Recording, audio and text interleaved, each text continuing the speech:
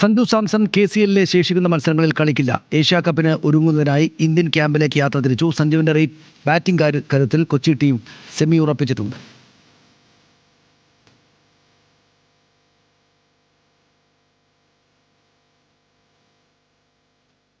T20 Kieron പൊള്ളാർഡിന് record 14,000 റൺസും 300 വിക്കറ്റും നേടുന്ന ആദ്യ താരം എന്ന റെക്കോർഡിലെത്തി. T20 ഏറ്റവും അധികം റൺസ് നേടുന്ന രണ്ടാമത്തെ താരമാണ് 38-കാരനായ പൊള്ളാർഡ്. പൊള്ളാർഡിൻ്റെ കരുത്തിൽ ട്രിൻബാഗോ നൈറ്റ് റൈഡേഴ്സ് പ്ലേ ഓഫിലേക്ക് മുന്നേറി.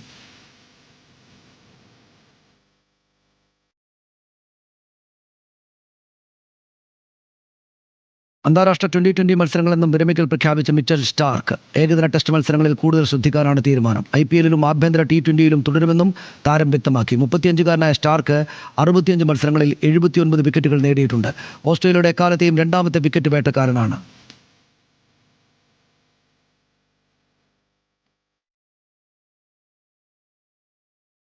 യൂറോപ്യൻ ഫുട്ബോളിൽ ട്രാൻസ്ഫർ വിൻഡോ അവസാനിപ്പിച്ചപ്പോൾ നിരാശനായി ആസ്റ്റൺ വില്ലയുടെ Argentine goalkeeper Emiliano Martinez. Manchester യുണൈറ്റഡിലേക്ക് മാറാൻ അവസാന ദിനവും ശ്രമം നടത്തിയെങ്കിലും ഓഫർ ലഭിച്ചില്ല. ഇതോടെ മാർട്ടിനസ് ആസ്റ്റൺ വില്ലയിൽ തന്നെ തുടരും. ഇതിനിടെ ബെൽജിയത്തിൻ്റെ 23-കാരൻ ഗോൾ കീപ്പർ സെനെ ലാമൻസിനെ യുണൈറ്റഡ് സ്വന്തമാക്കിയിട്ടുമുണ്ട്.